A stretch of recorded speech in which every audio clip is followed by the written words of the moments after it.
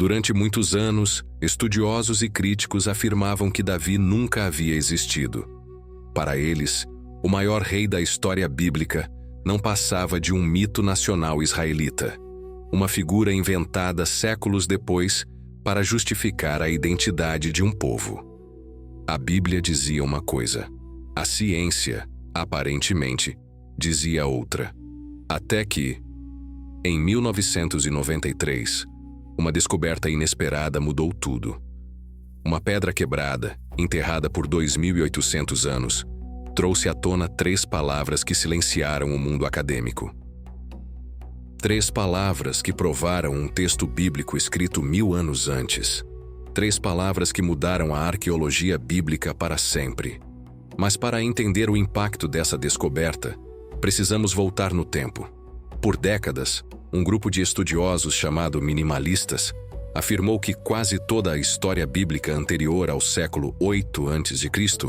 era invenção.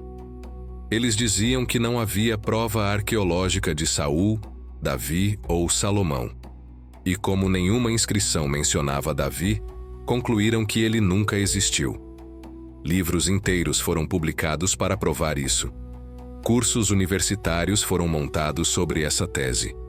E muitos cristãos começaram a duvidar da própria Bíblia. Até que, no norte de Israel, perto das ruínas da antiga cidade de Tel Dan, algo começou a emergir da terra.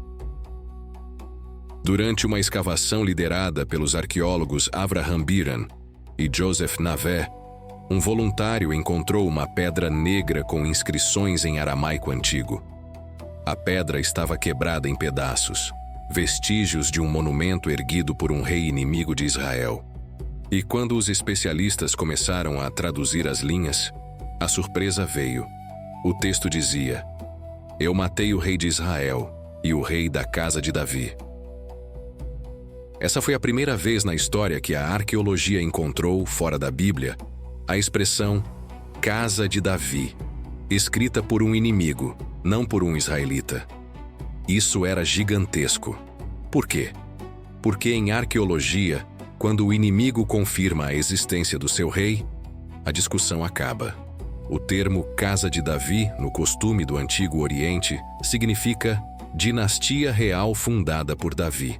É o mesmo termo usado para Casa de Omri, Casa de Jeú e Casa de Acabe. Ou seja, no século 9 a.C., cerca de 150 anos após Davi, reis estrangeiros reconheciam a sua dinastia como legítima, real e poderosa. Isso destruiu completamente a tese de que Davi era um mito literário. Mas a pedra trouxe ainda mais revelações. Os arqueólogos identificaram que a inscrição provavelmente foi escrita por Hazael, rei da Síria, o mesmo inimigo mencionado em 2 Reis 8 e 9. Ou seja, a estela de Tel Dan não apenas menciona a casa de Davi, ela se alinha com eventos e inimigos citados nos livros bíblicos. Por isso, essa descoberta fez até críticos admitirem: Davi existiu, a dinastia davídica existiu, e ela era reconhecida por nações ao redor. E aqui entramos em outra camada, a teológica. A Bíblia afirma repetidamente que Deus fez com Davi uma aliança eterna, uma promessa: da tua casa sairá aquele que reinará para sempre. A casa de Davi não era apenas uma linhagem política, era uma linha profética. Era o caminho que apontava para o Messias. E séculos depois, quando o anjo aparece a Maria, ele diz: ele será grande e será chamado Filho do Altíssimo, e o Senhor Deus lhe dará o trono de Davi, seu pai. A estela de Tel Dan não prova apenas que Davi existiu. Ela prova que a Bíblia preservou uma memória histórica real, detalhada e precisa. Ela mostra que o relato bíblico não foi inventado séculos depois, que havia reis, guerras, alianças e dinastias exatamente como as Escrituras descrevem. E é aqui que tudo fica ainda mais profundo. Até hoje, muitos afirmam que a Bíblia não é confiável, que é um livro simbólico, poético, mitológico. Mas toda vez que o solo do Oriente Médio é revolvido, toda vez que arqueólogos encontram algo novo, mais uma peça da Bíblia se confirma. A Estela de Tel Dan é apenas uma entre centenas de descobertas que provam que os textos bíblicos não são lendas, mas registros de uma história real, escrita por pessoas reais, vivendo acontecimentos reais. E tudo isso, preservado por 2000 anos.